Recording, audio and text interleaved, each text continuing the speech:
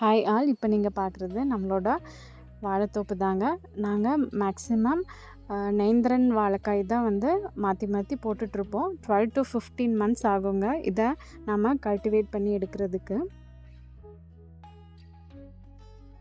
நமக்கு பொதுவாக வாழையில் பார்த்திங்கன்னா நேந்திரம் பழத்துலேயும் செவ்வாழையிலையும் தான் சத்துக்கள் அதிகமாக இருக்குது. உங்கள் வீட்டில் 6 மாதம் ஆன குழந்தை இருந்துச்சுன்னா ஃபஸ்ட்டு நீங்கள் சாலிட் ஃபுட் ஸ்டார்ட் பண்ணுவீங்க. அப்போ வந்து இந்த நேந்திரங்காயை சின்ன சின்னதாக ஸ்லைஸ் பண்ணி ட்ரை பண்ணிவிட்டு பவுட்ரு பண்ணி வச்சுக்கோங்க.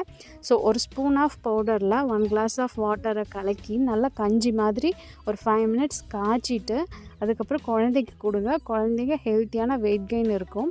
6 மாத குழந்தைக்கு மட்டும் இல்லைங்க, கொஞ்சம் பெரிய குழந்தையாக இருந்தாலும் அவங்க ரொம்பவே ஒல்லியாகவே இருக்காங்க அப்படின்னு நினச்சிங்கன்னாலும் இந்த ரா நேந்திரன் பனானா பவுட்ரு கொடுத்தீங்கன்னா அவங்களுக்கும் வெயிட் கெயின் ஆகும்.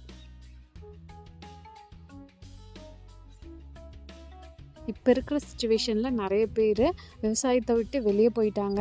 ஒரு சிலருக்கு வந்து அவங்க சுச்சுவேஷன் வெளியே வேலை பண்ணணும் அப்படிங்கிற ரீசனுக்காக கூட அதை விட்டுட்டு போயிட்டாங்க. பட் கொரோனாக்கு அப்புறம் நிறைய பேர் வந்து பேக் டு அக்ரிகல்ச்சர் அப்படிங்கிற மாதிரி நிறைய பேர் இதை வந்து செய்ய ஆரம்பிச்சிருக்காங்க. ஒரு சிலர் வந்து வீக்கெண்ட் அல்லது டைம் கிடைக்கும் போது அந்த மாதிரி கூட செஞ்சிட்ருக்காங்க. ஸோ நாங்களும் அந்த மாதிரி தான். பட் இருந்தாலும் வந்து அட்லீஸ்ட் கிச்சன் கார்டன் மாதிரி அல்லது வீட்லையாவது வந்து நமக்கு தேவையான காய்கறிகள் அந்த மாதிரியாவது நிறைய பேர் செய்யணும், செஞ்சுட்டும் இருக்காங்க. ஸோ அவங்களுக்கெல்லாம் ஒரு பெரிய பாராட்டுக்கள். ஆனால் எந்த ஜாப்லேயும் இருக்காத சாட்டிஸ்ஃபேக்ஷன் கண்டிப்பாக இந்த அக்ரிகல்ச்சரில் இருக்கும்னு நான் நினைக்கிறேன். உங்களுக்கு எப்படின்னு சொல்லி கமெண்ட் பண்ணுங்கள்.